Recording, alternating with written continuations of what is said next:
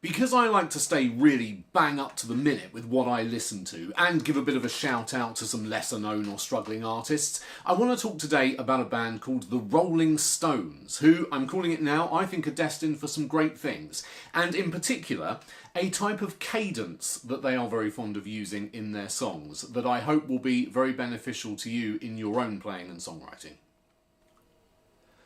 Right, so a cadence then. What the hell's all that about? Well, a cadence is simply a resolution within a chord progression. So, for example, let's take a real typical three-chord cliche, something like this.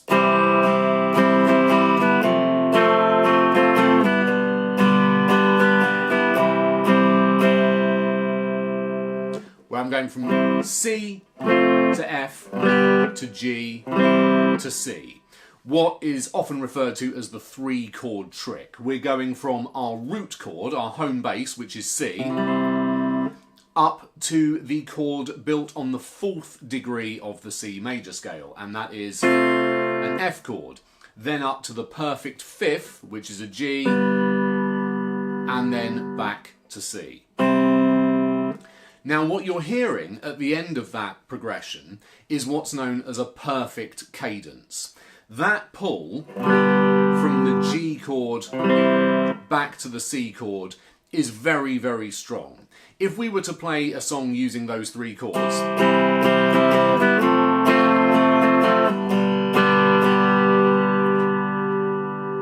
and we ended it there, we'd be being a bit deliberately provocative or even annoying. The listener instinctively feels like we need to get back home to that C chord. There's a natural sense of pull back to the chord that we have established as our tonic, our root chord. And that comes from a couple of elements within the G chord. There is a very natural pull from the 5th back to the root. And also the G chord, the 5 chord, contains within it what you might call the leading note. It contains this B note in this key, which is a semitone below the C note. So we very naturally feel this pull back towards the C chord. So there is a very strong sense of resolution with the perfect cadence, and you can probably already think of plenty of pop songs that use that.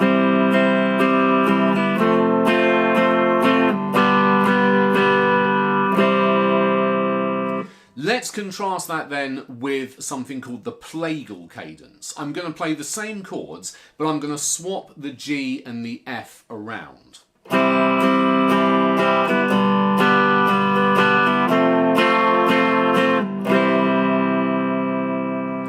So you'll notice, hopefully, there is still a sense of pull back to the C chord. But it's not quite as strong. The resolution doesn't have quite the same sense of finality, or, to use a very inane cliche word that's sticking in my throat, closure. The F to the C just kind of has this very peaceful, almost hymn-like quality. And indeed, the plagal cadence often gets referred to as the Amen cadence. The F chord contains within it a C note. So there is this sense of voice leading from one chord to the other. There's a very smooth kind of a transition.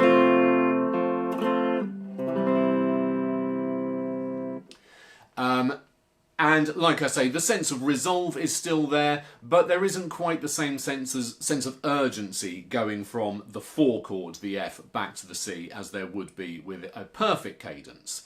But let's look at how the Stones use the plagal cadence.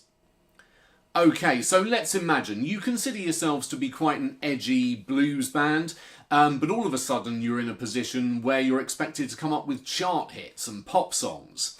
So you need some kind of strong resolutions in your music, but you quickly conclude that the perfect and the plagal cadence are both a little bit too sweet sounding. They don't really suit you. So what do you do instead? Well, in the Stones' case, they really lean into something called the double plagal cadence.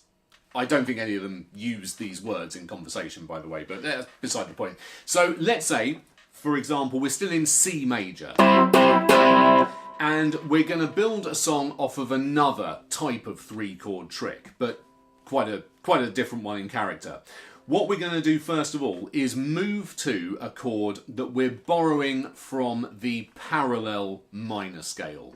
We're going to go from the C major down a tone to B flat. So what I mean by the parallel minor scale, the B flat major is not in the key of C major, but it's in the key of C minor.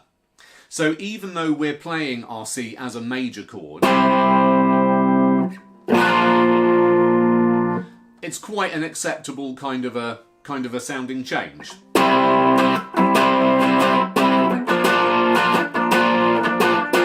We're then going to go to F, and then back to C. So we've got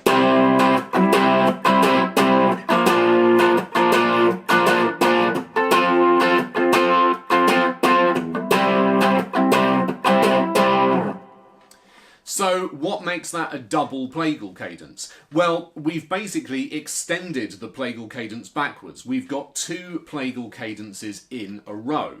If we go, as we do, from B flat to F, that is a plagal cadence in the key of F, because the B flat chord is a perfect 4th above F. And then F to C, F is the 4th above C.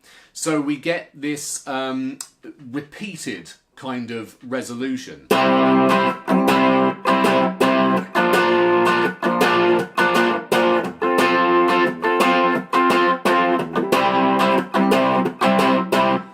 But that move back to the minor 7th, the B flat chord, keeps things a little bit more edgy sounding. And this is a real favourite of the Stones. If you listen to a lot of certainly their Purple Patch, their 70s albums, you hear this absolutely all over the place. In the era where they really sounded like the Stones, as we imagine them. Albums like Beggar's Banquet, it's absolutely all over it. And it's very influential on a lot of other bands. Any band that you've thought, oh, that sounds a bit Stonesy, chances are a double plagal cadence features pretty heavily. From the Black Crowes to Primal Scream, you hear it a lot. Noel Gallagher, for all his supposed Beatles worship, massive fan of this. You hear it in Rock and Roll Star, in Shaker Maker and Acquiesce. Although I suppose we should point out that the outro of Hey Jude is one long extended double plagal cadence. But then they did everything, the Beatles. So anyway, let's see what we can do with that. Okay, I've recorded a bit of a groove on the looper just following that chord progression, which goes like this.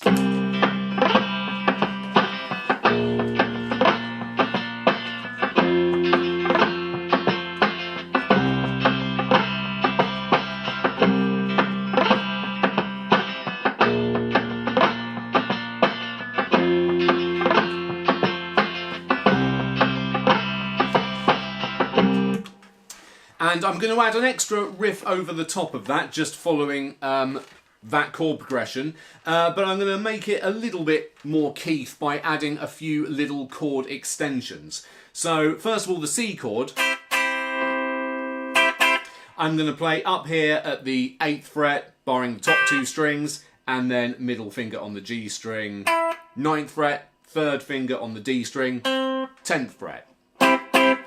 And I'm going to add this little extension. I'm basically adding the 6th to the chord. So I'm going to add the little finger to the B string, to the A note at the 10th fret, and then take it off again for this kind of effect. And then I'm going to move down 2 frets and do exactly the same thing for the B flat chord. Then I'm going to move to the F. And I'm going to play that just by barring the D, G and B strings at the 10th fret. And the little extension I'm going to add there is the B flat chord again, but played slightly differently. So what I'm going to do is add the middle finger to the B string, 11th fret, and the third finger to the D string, 12th fret, and take them off again. Very, very Keith kind of a thing, that. So our full riff.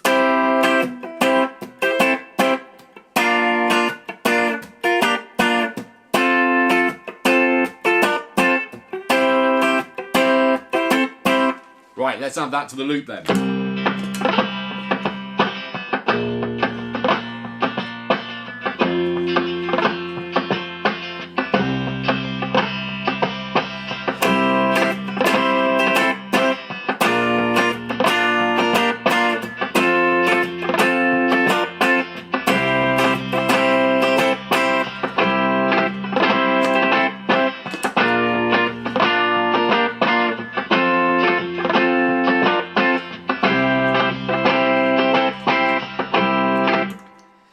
And the nice thing about that as well, if you want to do a solo over the top of it, you can think as basic as guitarists usually like to think and play with the minor pentatonic scale. Even though we are in a major key here, because of that minor interval being used as part of the chord progression, the ear will accept a minor pentatonic over the top of that, no problem. So if we had let's get a little bit of fuzz on.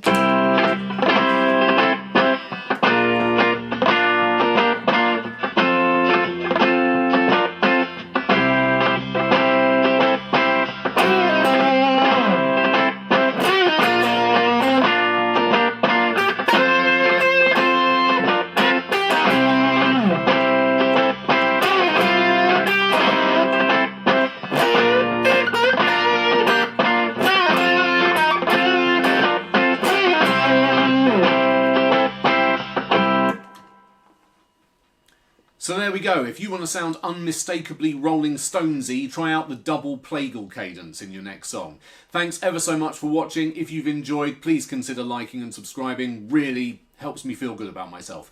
Thanks again. I'll see you with something else soon. Cheers.